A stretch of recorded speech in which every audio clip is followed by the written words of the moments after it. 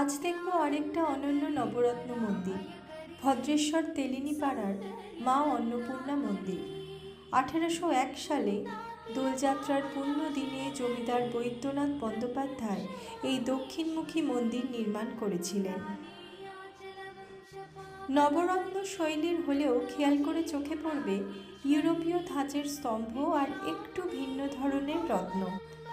মন্দিরের গর্ভগৃহে অষ্টধাতুর মা অন্নপূর্ণা, পাশে রূপোর মহাদেব।